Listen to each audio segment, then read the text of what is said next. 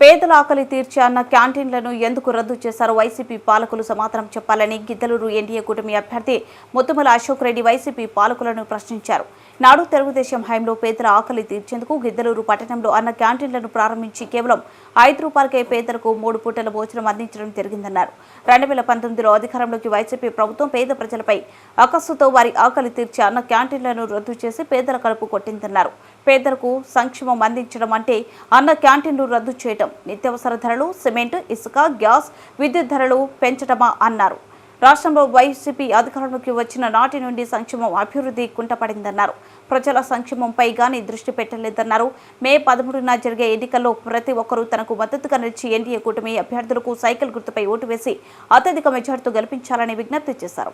ప్రభుత్వం అయితే ఆకలితో అలమటించేటువంటి పేదల్ని ఆకలితో లేకుండా చేయవలసిన బాధ్యత ఈ ప్రభుత్వం మీద ఉందా లేదా అంటున్నాను. అధికారంలోకి వచ్చిన తర్వాత అన్న క్యాంటీన్ అనే పేరు నీకు ఇష్టం లేకపోతే మీ తండ్రి గారి పేరు పెట్టుకొని రాజన్న క్యాంటీన్ అని పెట్టుకోండి, లేదా మీ పేరు జగనన్న క్యాంటీన్ అని పెట్టుకోండి, మాకు ఇబ్బంది లేదు. కానీ ఆకలితో పేదవాడు అలమటించకుండా చేయవలసినటువంటి బాధ్యత మీ మీద ఉన్నదా లేదా అంటున్నాను. ఎందుకు మీరు అన్న క్యాంటీన్ రద్దు చేశారు? ఈ రోజు పేదవాడు ఆకలితో అలమటిస్తా ఉన్నాడు. ఇది పేదల ప్రభుత్వం అయితే నువ్వు ఆకలితో అలమటించే పేదవాడిని ఆదుకునేవాడివి కదా అని అడుగుతా ఉన్నాను నేను.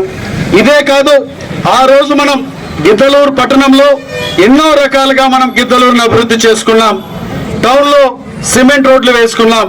ఆ రోజు త్రాగునీటితో టౌన్ అల్లాడిపోతూ ఉంటే మనము గుండ్లబోటు నుంచి బోర్ల ద్వారా నీరు తీసుకుని వచ్చి ఈ ప్రాంతంలో మనకి గిద్దలూరులో ఈరోజు త్రాగునీటి సమస్య లేకుండా ఉంది అని అంటే దానికి కారణం ఆ రోజు మనం చేసినటువంటి గుండ్లబోటు నుంచి తీసుకొచ్చిన నీటి ద్వారానే కారణం. ఇంత నిర్లక్ష్యం. త్రాగునీటి సమస్య ఇప్పుడు మరలా మీకు తలెత్తింది. ఒక్కసారి త్రాగునీటి సమస్య వస్తేనే వణికిపోతా ఉన్నారు వైఎస్ఆర్ పార్టీ ప్రభుత్వం.